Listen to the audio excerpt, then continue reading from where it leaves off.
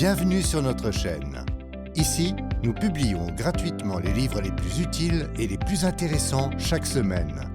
Abonnez-vous à la chaîne et cliquez sur la cloche pour ne pas manquer les prochaines vidéos. Bonne écoute!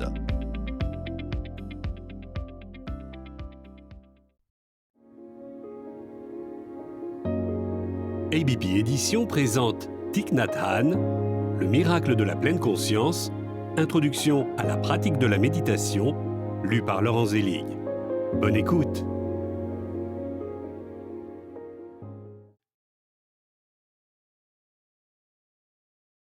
Préface du traducteur.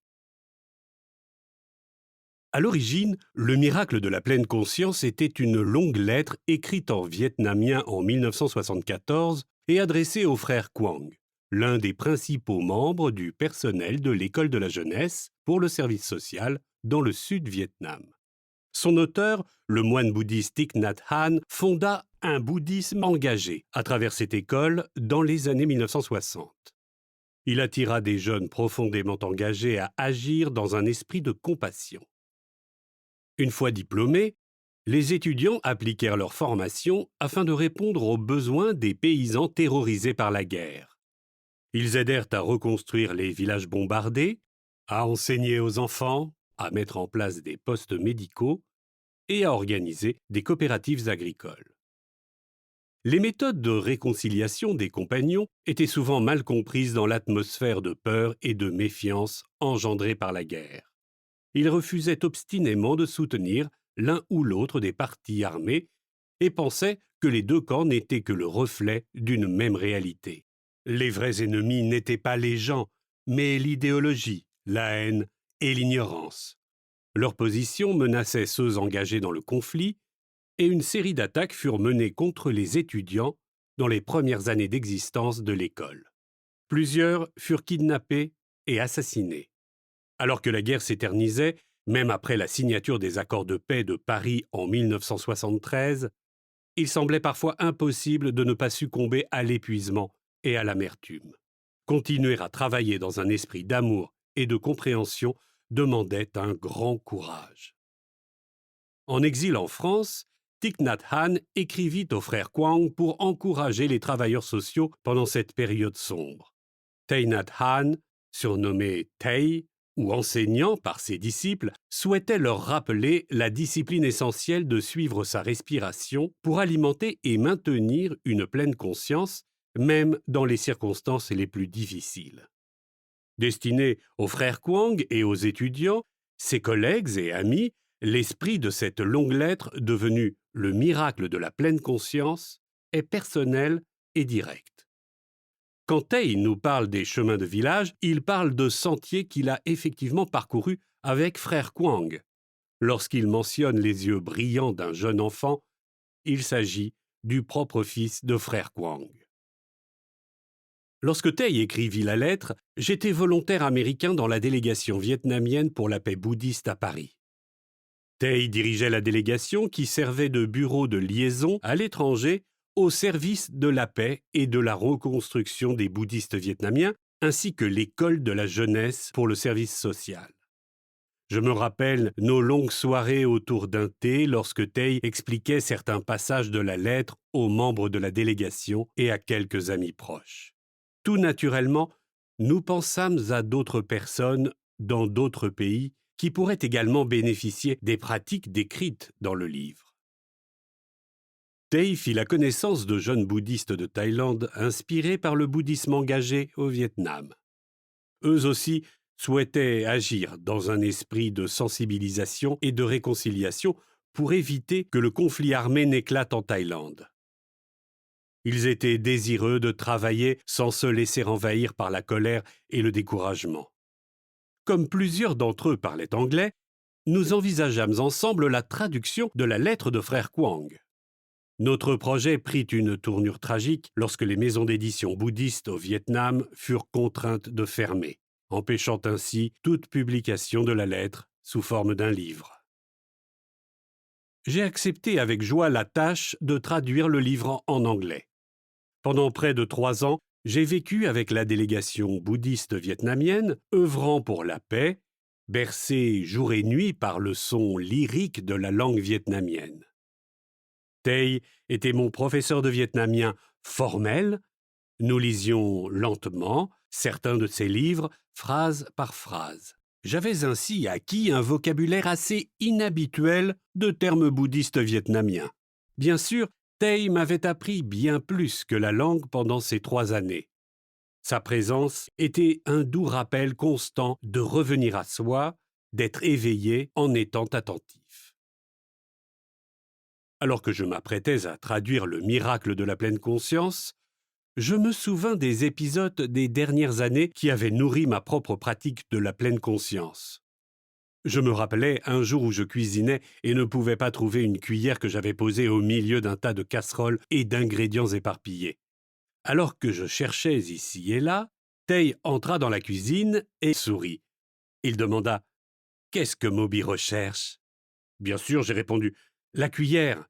Je cherche une cuillère. » Ce à quoi Tay répondit à nouveau avec un sourire « Non, Moby cherche Moby. » Tay me suggéra de traduire de manière régulière et progressive afin de maintenir la pleine conscience. Je traduisais seulement 2 pages par jour. Le soir, Tay et moi parcourions ces pages, changeant et corrigeant certains mots et certaines phrases. D'autres amis nous assistèrent également. L'expérience réelle de cette traduction est assez indescriptible. Mais la sensation du stylo et du papier, la position de mon corps et ma respiration m'ont permis de découvrir plus clairement la pleine conscience avec laquelle Tay avait écrit chaque mot. En maîtrisant ma respiration, je pouvais voir frère Quang et les travailleurs de l'école de la jeunesse pour le service social. Plus encore, j'ai découvert que les mots s'adressaient à tout le monde avec la même franchise personnelle et vivante, car ils avaient été écrits en pleine conscience et dirigés avec amour vers des personnes existantes. À mesure que je traduisais, j'apercevais une communauté en pleine expansion. Les employés de l'école, les jeunes bouddhistes thaïlandais et de nombreux autres amis à travers le monde. Une fois la traduction terminée, nous l'avons dactylographiée et Tay a imprimé une centaine d'exemplaires sur la minuscule imprimante offset remisée dans la salle de bain de la délégation. Les membres de la délégation furent ravis d'adresser avec attention chaque copie à des amis dans de nombreux pays. Depuis lors, le miracle de la pleine conscience n'a cessé de voyager, tel des ondulations sur un étang. Il a été traduit dans plusieurs langues, imprimé ou distribué sur tous les continents. L'une des joies d'en être le traducteur fut le nombre de lecteurs. Un jour, j'ai croisé une personne dans une librairie qui connaissait un étudiant qui en avait apporté un exemplaire à des amis vivant en Union soviétique. Et récemment, j'ai rencontré un jeune étudiant irakien menacé d'expulsion. Il devait retourner dans son pays où il risquait la mort pour avoir refusé de rejoindre une guerre qu'il juge cruelle et insensée. Sa mère et lui ont tous deux lu le miracle de la pleine conscience et pratiquent la respiration consciente. J'ai également appris que les bénéfices de l'édition portugaise seront destinés aux enfants pauvres du Brésil. Ce petit livre a changé la vie de nombreuses personnes telles que des prisonniers, des réfugiés, des travailleurs de la santé, des éducateurs et des artistes. Je pense souvent au miracle de la pleine conscience comme un miracle en soi, un véhicule qui continue de connecter des vies à travers le monde. Les bouddhistes américains ont été impressionnés par le mélange naturel et unique des traditions Theravada et Mahayana caractéristiques du bouddhisme vietnamien. Parmi les livres sur la voie bouddhiste, le miracle de la pleine conscience est spécial car il explique la pratique de base de manière claire et simple et permet ainsi à tout lecteur de commencer immédiatement sa propre pratique. Toutefois, ce livre ne se limite pas aux bouddhistes, il rassemble de nombreuses traditions religieuses différentes. Après tout, la respiration n'est guère attachée à un type particulier de croyance. Ceux qui ont apprécié ce livre seront probablement intéressés par d'autres ouvrages de Thich Nhat Hanh traduits en anglais. Ces livres en vietnamien se comptent par dizaines, notamment des nouvelles, des romans, des essais, des traités historiques sur le bouddhisme et des poèmes. Alors que plusieurs de ses premiers livres en anglais ne sont plus imprimés, des ouvrages plus récents ont été traduits et sont disponibles. A Guide to Walking Meditation, Being Peace et The Sun, My Heart. Lorsqu'on lui refusa l'autorisation de retourner au Vietnam, Thich Nhat Hanh s'installa dans le village des Pruniers, en France, où il fonda une communauté. Ses membres s'occupent de centaines de pruniers sous la direction du même frère Quang, à qui le miracle de la pleine conscience s'adressait à l'origine, il y a des années. Les bénéfices de la vente de leurs fruits sont aux enfants souffrant de la faim au Vietnam.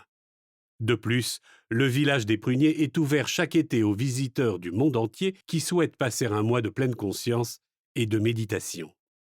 Ces dernières années, Thich Nhat Hanh a également effectué des visites annuelles aux États-Unis et au Canada pour y mener des retraites d'une semaine organisées par la Buddhist Peace Fellowship.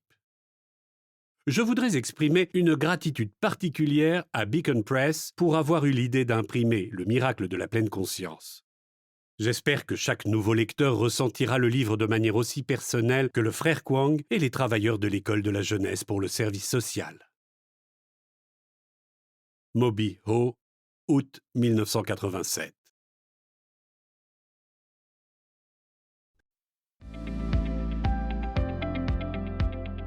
N'oubliez pas de vous abonner à la chaîne pour ne pas manquer les nouveaux livres.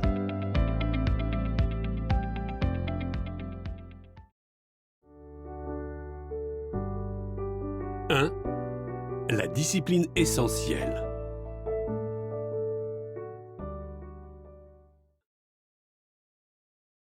Hier, Allen est venu me rendre visite avec son fils Joey. Joey a grandi si vite. Il a déjà 7 ans et parle couramment le français et l'anglais. Il utilise même un peu d'argot qu'il a appris dans la rue. L'éducation des enfants en Occident est très différente de celle donnée au Vietnam. Ici, les parents pensent que la liberté est nécessaire au développement de l'enfant. Durant les 2 heures de notre conversation, Allen gardait constamment un œil sur Joey. L'enfant jouait, bavardait et nous interrompait, rendant impossible une conversation suivie. Je lui ai donné plusieurs livres d'images, mais il les a à peine regardés avant de les jeter par terre et interrompre à nouveau notre conversation. Il exige l'attention constante de la part des adultes. Finalement, Joey a mis sa veste et est sorti jouer avec l'enfant d'un voisin. J'ai demandé à Allen « Trouvez-vous la vie de famille facile ?» Allen n'a pas répondu directement. Il m'a dit que depuis la naissance d'Anna, il y a quelques semaines, il avait été incapable de dormir correctement. Sa femme Sue est également fatiguée et le réveille en pleine nuit pour lui demander de vérifier qu'Anna respire toujours. Je me lève et regarde le bébé, puis je reviens et me rendors. Parfois, le rituel se produit 2 ou 3 fois par nuit. La vie de famille est-elle plus facile que la vie de célibataire ? Ai-je demandé. Allen n'a pas répondu directement. Mais j'ai compris. J'ai posé une autre question. Beaucoup de gens disent que si vous avez une famille, vous vous sentez moins seul et plus en sécurité. Est-ce vrai ? Allen hocha la tête et marmonna quelque chose, mais j'avais compris. Puis Allen dit « J'ai découvert un moyen d'avoir beaucoup plus de temps. Autrefois, je considérais mon temps comme s'il était divisé en plusieurs parties. Une réservée à Joey, une autre à Sue, une autre pour aider Anna, une autre pour les travaux ménagers. Je considérais le reste du temps comme le mien. Je pouvais lire, écrire, faire des recherches, me promener. Mais maintenant, je n'essaie plus de diviser le temps en plusieurs parties. Je considère le temps passé avec Joey et Sue comme mon propre temps. Lorsque j'aide Joey à faire ses devoirs, j'essaie de voir son temps comme le mien. Je parcours sa leçon avec lui, profite de sa présence et m'intéresse à ce que nous faisons ensemble. Le temps que je lui accorde devient le mien. La même chose avec Sue. Ce qui est remarquable, c'est que maintenant, j'ai un temps illimité pour moi. Allen sourit en parlant. J'ai été surpris. Je savais qu'Allen n'avait pas appris cela en lisant des livres. Il l'avait découvert par lui-même dans sa propre vie quotidienne. Laver la vaisselle pour laver la vaisselle.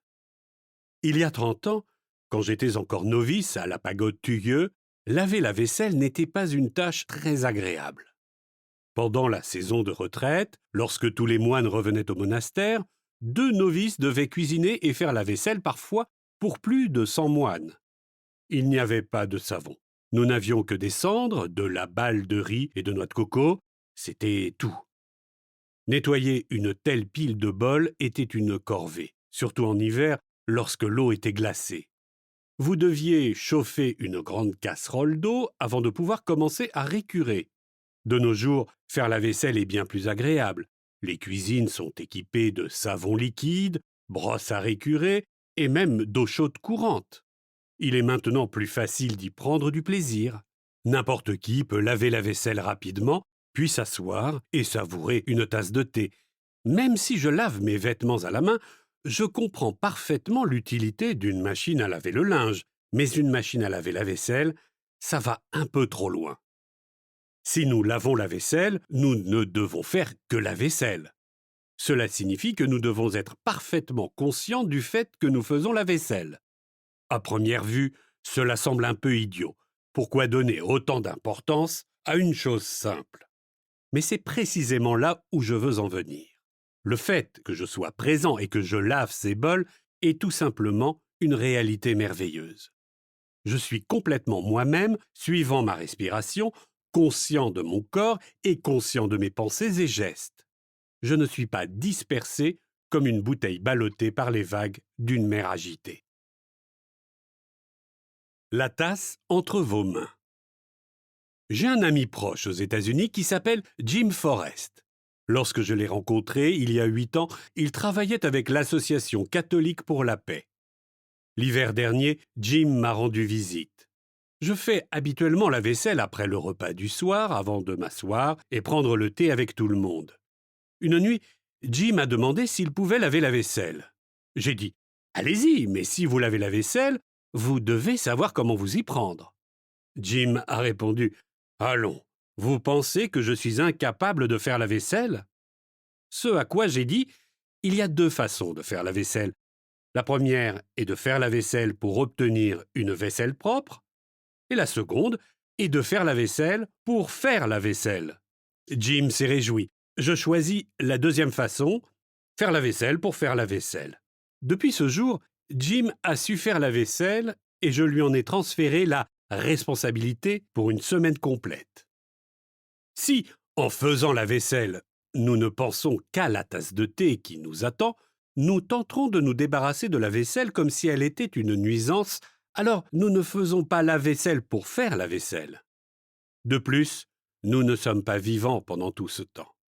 En réalité, nous sommes complètement incapables de réaliser le miracle de la vie en étant debout devant un évier. Si nous ne pouvons pas faire la vaisselle, il y a de fortes chances que nous soyons incapables de boire notre thé. Nous le boirons en pensant à autre chose et nous serons à peine conscients de la tasse entre nos mains. Ainsi, nous sommes aspirés par le futur, incapables de vivre réellement une minute de notre vie. Manger une mandarine. Je me souviens, il y a quelques années, lorsque Jim et moi avons voyagé ensemble pour la première fois aux États-Unis, nous nous sommes assis sous un arbre pour partager une mandarine. Il a commencé à parler de nos futurs projets. Chaque fois que nous pensions à un projet attrayant ou inspirant, Jim s'enthousiasmait tellement qu'il en oubliait littéralement le moment présent. Il mettait un quartier de mandarine dans sa bouche et avant qu'il ne commence à le mâcher, s'apprêtait déjà à en mettre un second en bouche. Il se rendait à peine compte qu'il mangeait une mandarine. Tout ce que j'ai eu besoin de dire fut « Vous devriez manger le quartier de mandarine que vous avez déjà en bouche. » Et Jim a soudainement réalisé ce qu'il faisait. Il n'était pas en train de manger la mandarine, mais il mangeait ses projets futurs. Une mandarine est composée de quartiers. Si vous parvenez à manger un seul quartier, vous pourrez probablement manger toute la mandarine. Mais si vous ne pouvez pas manger un seul quartier, vous ne pourrez pas manger la mandarine. Jim comprit. Il posa lentement sa main et se concentra sur le morceau qu'il avait déjà en bouche. Il le mâcha pensivement avant de saisir un autre quartier. Plus tard, Jim s'est retrouvé en prison pour s'être opposé à la guerre. Je me demandais s'il pouvait supporter les 4 murs de la prison et je lui ai envoyé un petit mot. Vous souvenez-vous de la mandarine que nous avions partagée un jour? Votre prison est comme la mandarine. Mangez-la et ne faites qu'un avec elle. Demain, elle ne sera plus. La discipline essentielle. Il y a plus de 30 ans, lorsque je suis entré pour la première fois au monastère, les moines m'ont donné un petit livre intitulé « La discipline essentielle à usage quotidien », écrit par le moine bouddhiste Dokté de la pagode Baoson. Ils me demandèrent de mémoriser ce petit livre d'à peine 40 pages qui contenait toutes les pensées que Dokté éveillait dans son esprit à toute occasion. Lorsqu'il se réveillait le matin, sa première pensée était « Je viens de me réveiller. J'espère que chaque personne atteindra un niveau de conscience élevé et verra en toute clarté. » Lorsqu'il se lavait les mains, il utilisait cette pensée pour se placer en pleine conscience. En me lavant les mains, je souhaite que chaque personne reçoive la réalité avec des mains pures. Le livre comporte nombre de ces phrases. Leur but était d'aider le pratiquant débutant à s'emparer de sa propre conscience. Le maître zen, Dokté, nous a aidés, jeunes novices que nous étions, à pratiquer facilement les enseignements du Sutra de la pleine conscience. Chaque fois que vous enfiliez votre robe, laviez la vaisselle, alliez aux toilettes, pliez votre couverture, transportiez des seaux d'eau, ou vous brossiez les dents, vous pouviez utiliser l'une des pensées du livre pour être pleinement conscient de son être. Le Sutra de la pleine conscience dit « Lorsqu'il marche, le pratiquant doit être conscient qu'il marche. Lorsqu'il est assis, le pratiquant doit être conscient qu'il est assis. Lorsqu'il est allongé, le pratiquant doit être conscient qu'il est allongé. Quelle que soit la position de son corps, le pratiquant doit être conscient de celle-ci. C'est ainsi que le pratiquant vit en pleine conscience directe et constante de son corps. » Dans les sutras, Bouddha enseigne généralement l'utilisation de la respiration pour atteindre la concentration. Le sutra de l'attention à la respiration est l'Anapanasati. Ce sutra a été traduit et commenté par un maître zen vietnamien nommé Quang Tong Roy vers le début du IIIe siècle après Jésus-Christ. Anapana signifie respiration et sati signifie pleine conscience. Tong Roy l'a traduit par garder l'esprit. Le sutra Anapanasati, le sutra de l'attention à la respiration, est le 118e sutra qui figure dans le Majjhima Nikaya. On y retrouve également 16 méthodes pour utiliser sa respiration. Cependant, la pleine conscience des positions de son corps est insuffisante. Nous devons être attentifs à chaque respiration, chaque mouvement, chaque pensée et sentiment, de tout ce qui se rapporte à notre être. Mais quel est l'objectif des enseignements du sutra? Comment trouver le temps pour pratiquer la pleine conscience? Si vous passez toute la journée à pratiquer la pleine conscience, comment trouverez-vous le temps pour changer et construire un monde nouveau? Comment Allen parvient-il à travailler, faire étudier ses leçons à Joe, emmener les vêtements d'Anna à la laverie automatique, tout en pratiquant la pleine conscience?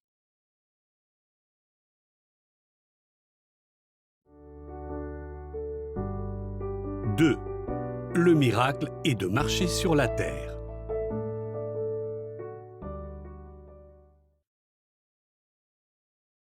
Depuis qu'Allen considère le temps passé avec Joe et Sue comme le sien, il a un temps illimité. Mais peut-être ne l'est-il qu'en principe.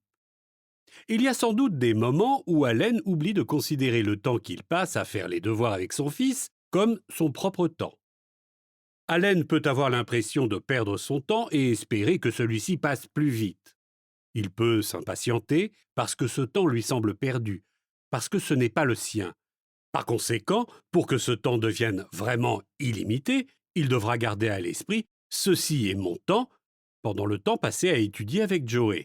Cependant, pendant de telles périodes, l'esprit est inévitablement distrait par d'autres pensées et donc, si l'on veut vraiment garder sa conscience éveillée, désormais j'utiliserai le terme « pleine conscience » pour désigner une conscience éveillée face à la réalité présente. Il est nécessaire de pratiquer dès maintenant dans sa vie quotidienne et pas uniquement pendant les séances de méditation. Vous pouvez pratiquer la pleine conscience lorsque vous vous promenez à la campagne. Si vous pratiquez la pleine conscience en marchant sur un chemin de terre, entouré d'herbes vertes, vous ferez l'expérience de ce chemin qui mène au village.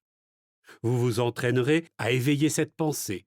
Je marche le chemin qui mène au village. Qu'il fasse beau ou qu'il pleuve, que le sol soit sec ou humide, vous garderez cette unique pensée sans toutefois la répéter machinalement, encore et encore. La pensée mécanique est le contraire de la pleine conscience. Si nous sommes vraiment engagés dans la pleine conscience, en marchant sur le chemin de campagne, alors nous considérerons chacun de nos pas comme une merveille infinie et la joie ouvrira nos cœurs telle une fleur, nous permettant d'entrer dans le monde de la réalité. J'aime marcher seul sur les chemins de campagne, au milieu des rizières et des herbes sauvages. Je pose chacun de mes pas en pleine conscience sur cette terre merveilleuse.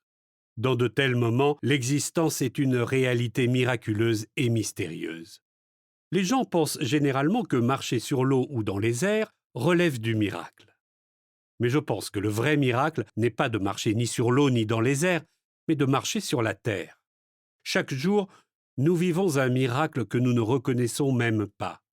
Un ciel bleu, des nuages blancs, des feuilles vertes, les yeux noirs et curieux d'un enfant, nos propres yeux. Tout est un miracle. S'asseoir. Le maître zen Docté dit que lorsqu'on est assis en méditation, il faut se tenir droit et faire naître cette pensée dans son esprit. S'asseoir ici, c'est comme s'asseoir sous l'arbre de la Bodhi. L'arbre de la Bodhi est l'endroit où Bouddha s'est assis lorsqu'il a reçu l'illumination. Chacun de nous peut devenir un Bouddha. De nombreuses personnes ont obtenu l'éveil et sont devenues Bouddhas. Beaucoup se sont même assis à l'endroit où je me trouve en ce moment.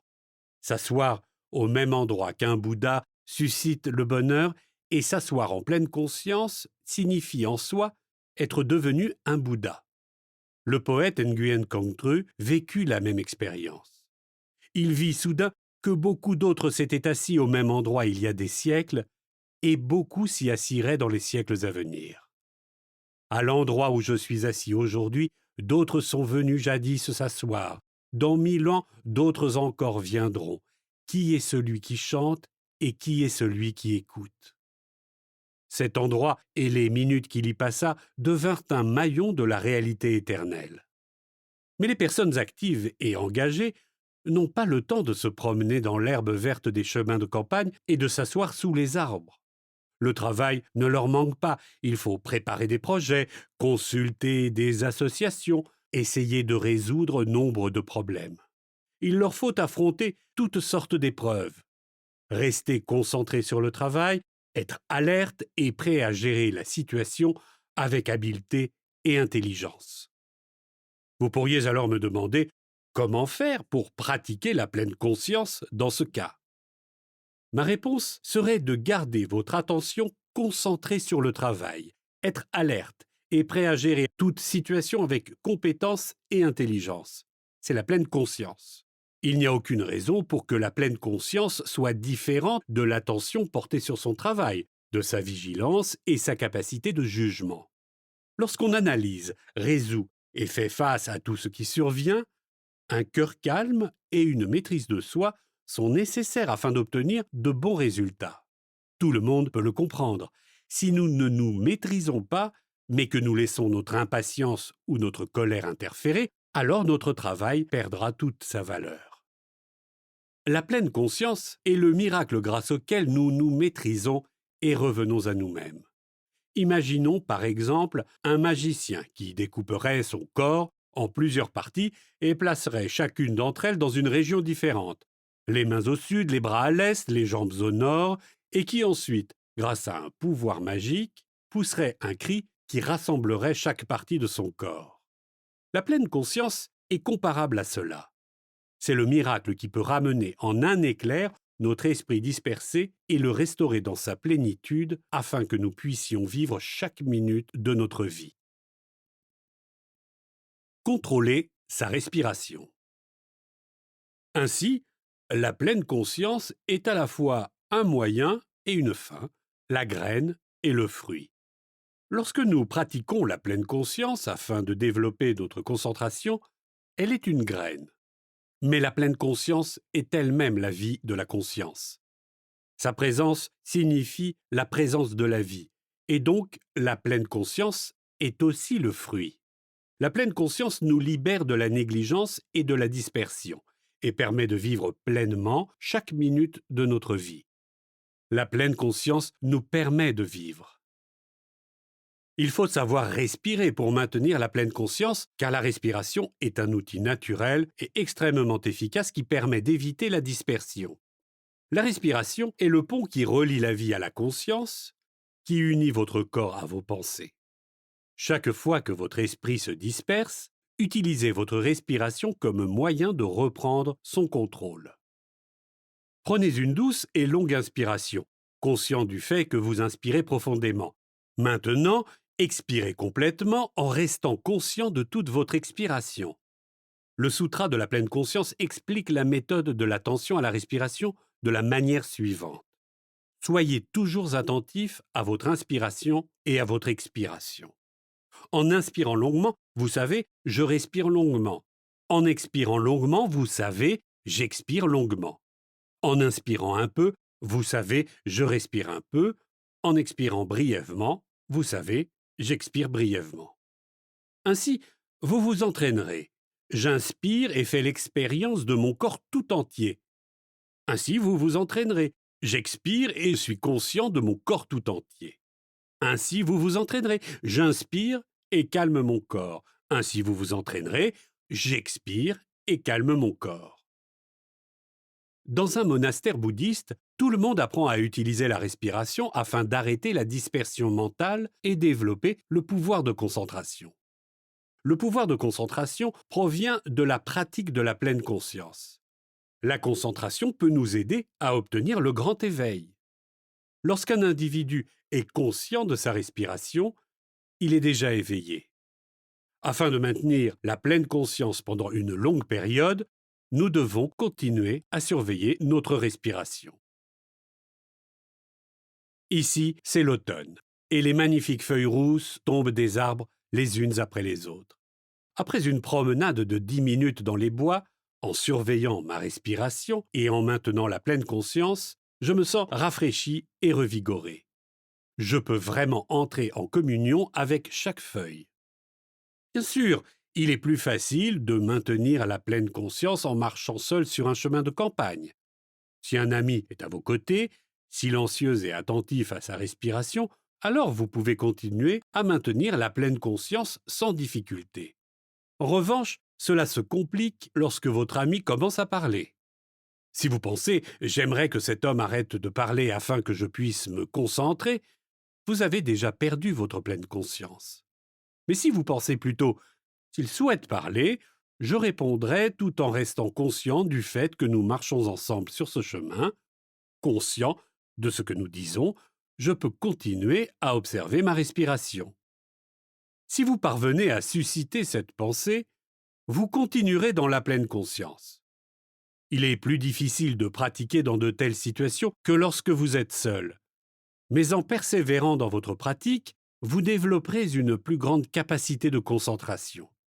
Une chanson populaire vietnamienne dit « Le plus difficile est de pratiquer la voix à la maison, ensuite au milieu de la foule et enfin à la pagode. » Ce n'est que dans une situation active et exigeante que la pleine conscience devient un véritable défi.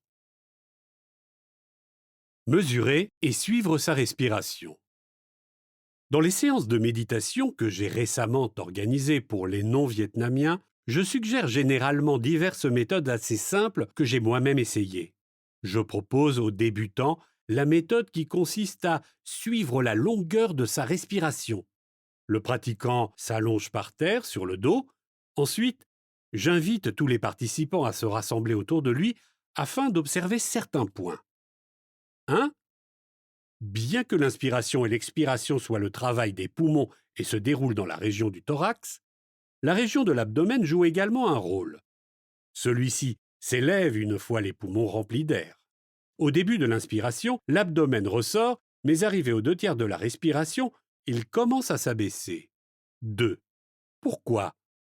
Entre votre thorax et votre abdomen se trouve une membrane musculaire, le diaphragme.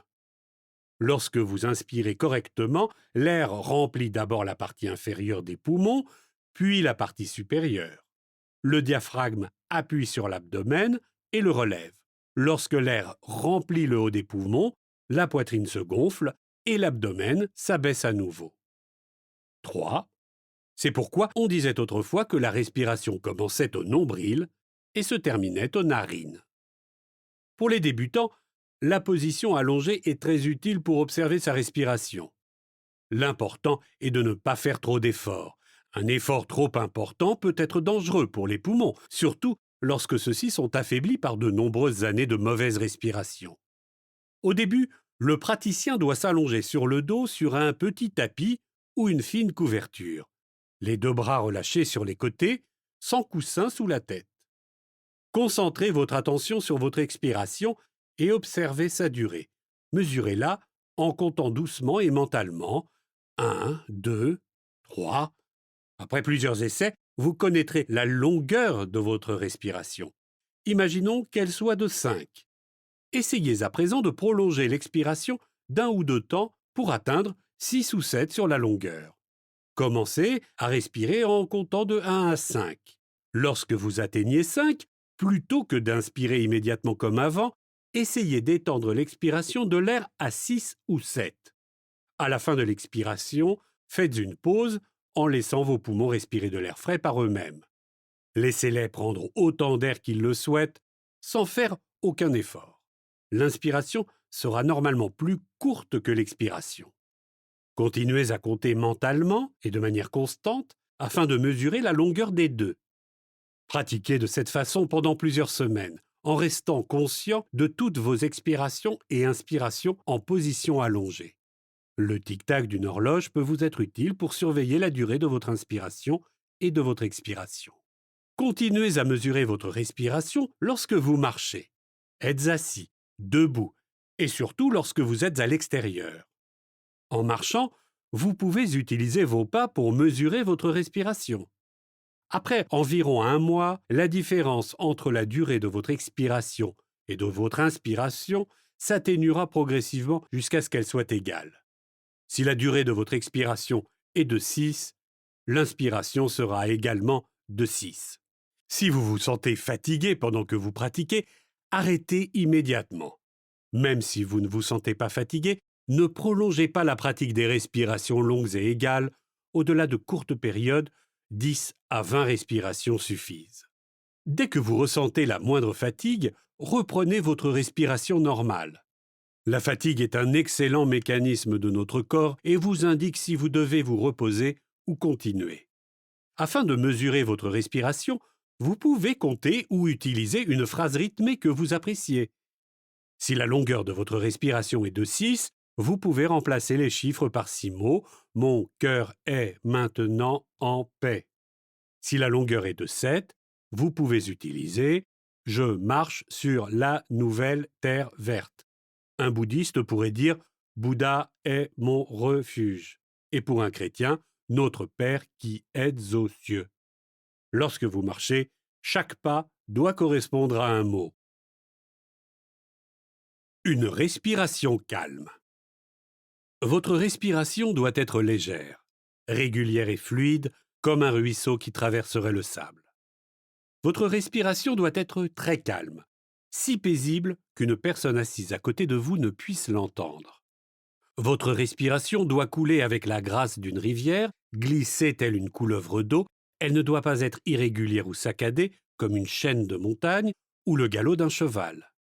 Maîtriser sa respiration, c'est contrôler son corps et son esprit. Chaque fois que nous sommes dispersés, que nous ne parvenons pas à nous contrôler, nous devrions être attentifs à notre respiration. Dès l'instant où vous vous asseyez pour méditer, commencez à observer votre respiration.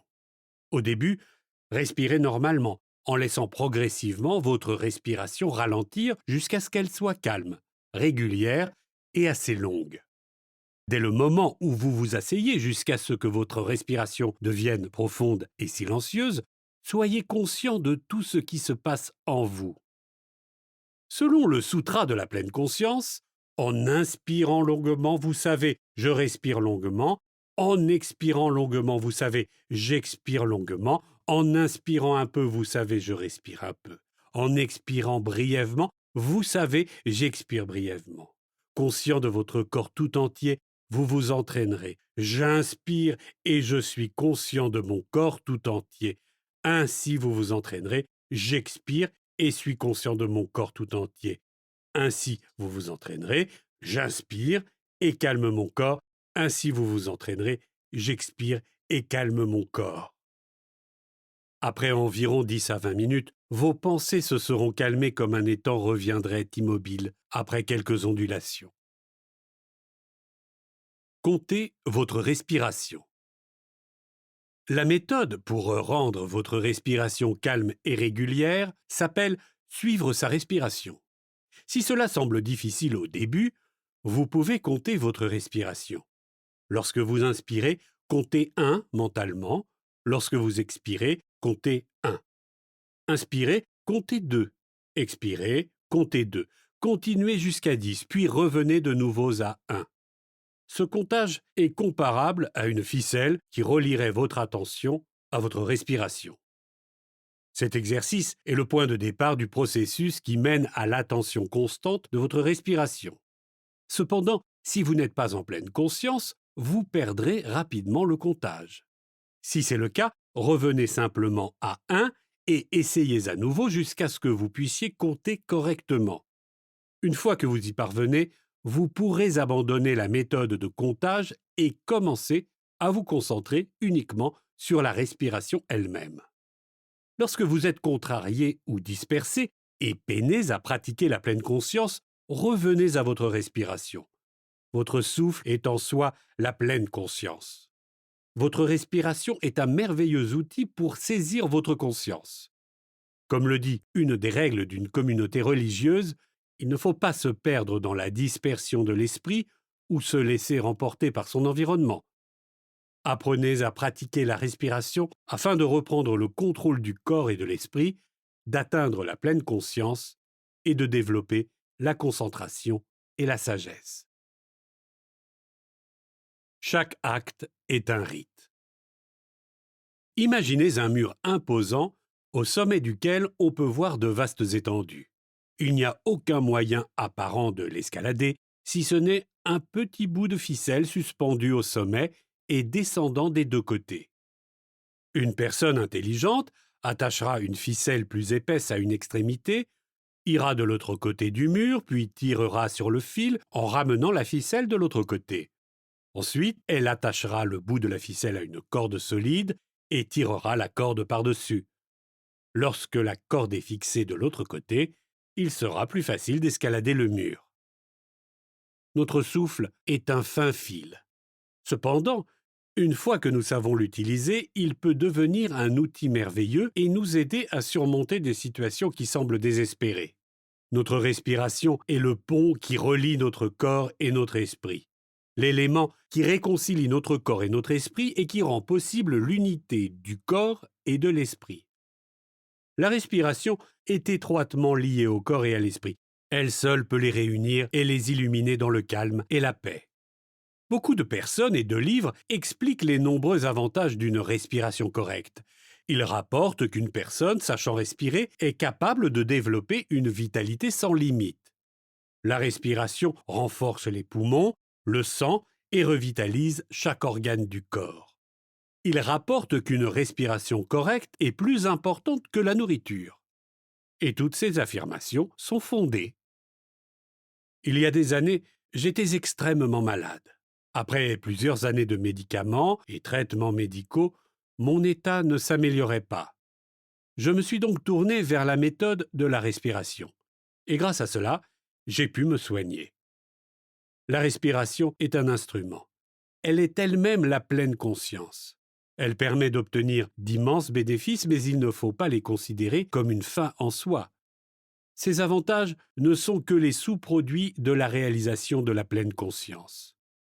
Dans ma petite classe de méditation pour les non-vietnamiens, il y a beaucoup de jeunes. Je leur ai dit que si chacun pratiquait 1 heure de méditation par jour, C'était bien, mais loin d'être suffisant.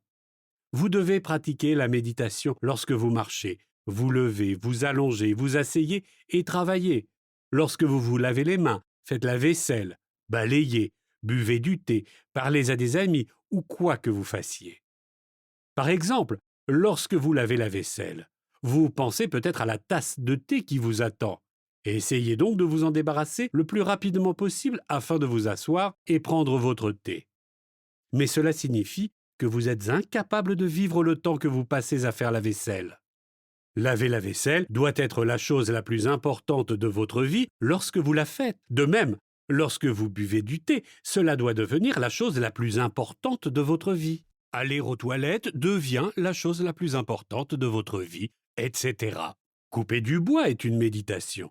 Porter des seaux d'eau est une méditation. Soyez conscient 24 heures sur 24. Pas seulement pendant l'heure que vous consacrez à la méditation ou à la lecture des Écritures et à la prière. Chaque acte doit être accompli en pleine conscience. Chaque acte est un rite, une cérémonie. Porter votre tasse de thé à vos lèvres est un rite. Le mot « rite » vous semble-t-il trop solennel ? J'utilise ce mot pour vous faire réaliser la question de vie et de mort de la conscience. «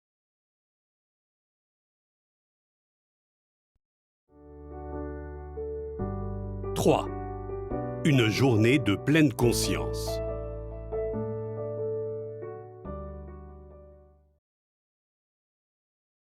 Il faut pratiquer la pleine conscience à chaque heure du jour. C'est facile à dire, mais le mettre en pratique ne l'est pas. C'est pourquoi je suggère aux personnes qui participent aux séances de méditation de s'efforcer de réserver un jour par semaine entièrement consacré à la pratique de la pleine conscience. En principe, chaque jour devrait être votre jour et chaque heure votre heure. Malheureusement, très peu d'entre nous ont atteint un tel point.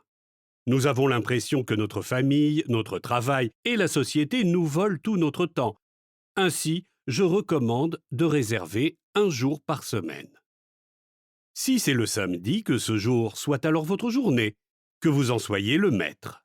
Le samedi sera alors le levier qui vous fera prendre l'habitude de pratiquer la pleine conscience. Tous les travailleurs sociaux ou œuvrant pour la paix, quelle que soit l'importance de leur travail, ont le droit d'avoir une telle journée, car sans elle, nous nous perdrions rapidement dans une vie remplie d'inquiétude et d'agitation, et nos réponses seraient de plus en plus vaines. Quel que soit le jour choisi, considérons-le comme la journée de la pleine conscience. Pour organiser une journée de pleine conscience, trouvez un moyen de vous rappeler au moment du réveil que cette journée est votre journée de pleine conscience.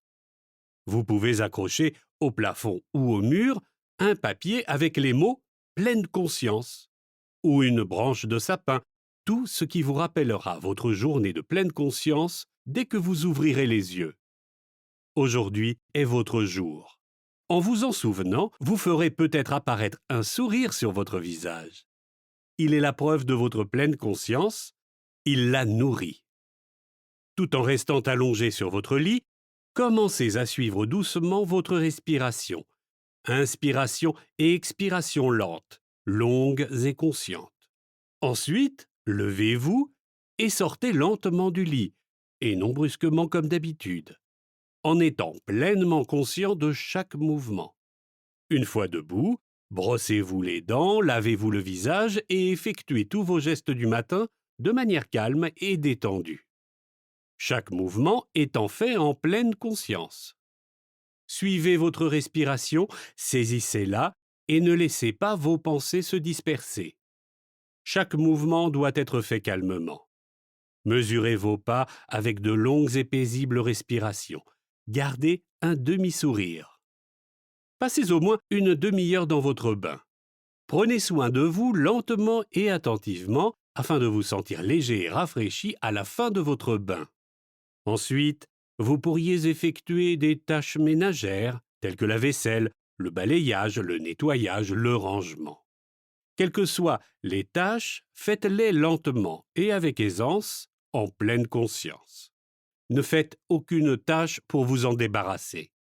Décidez d'accomplir chaque chose de manière détendue, avec toute votre attention.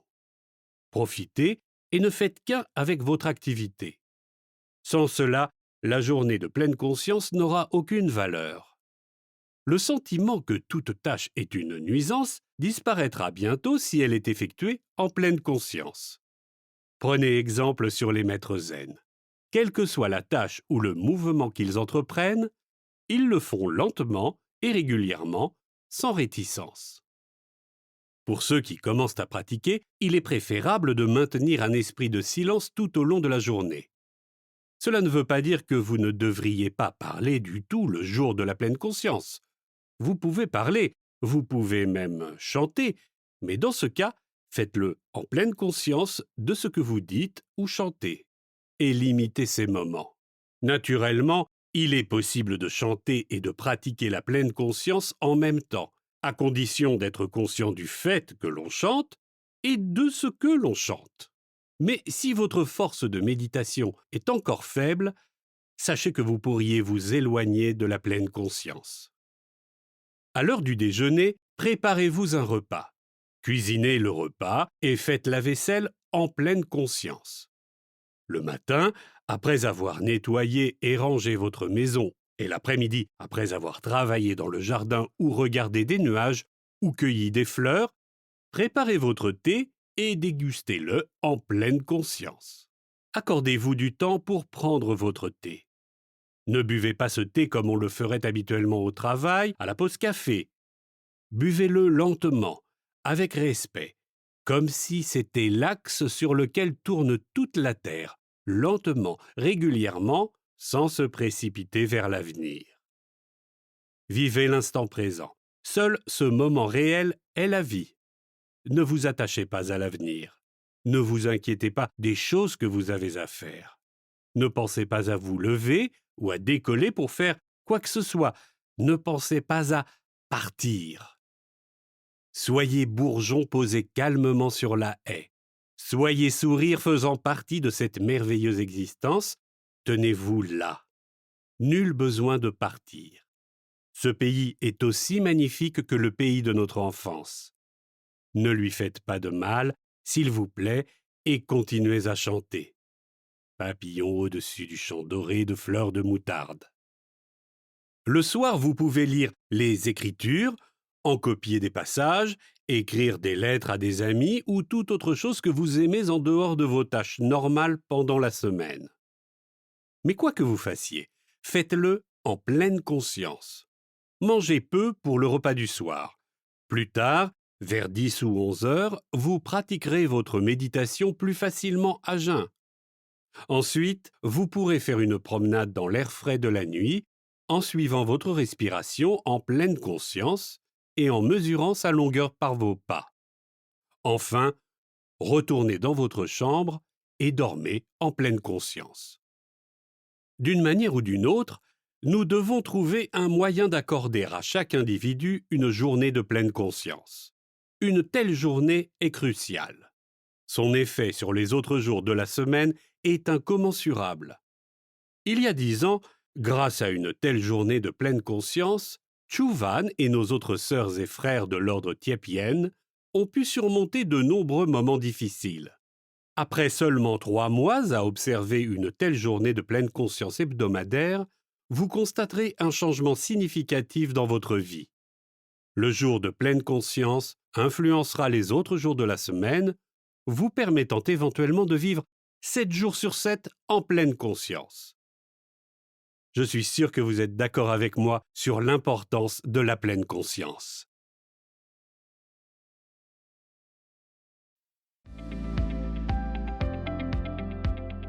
Chers auditeurs, j'espère que vous avez aimé le livre. Vous pouvez écouter la version intégrale en suivant le lien dans la description.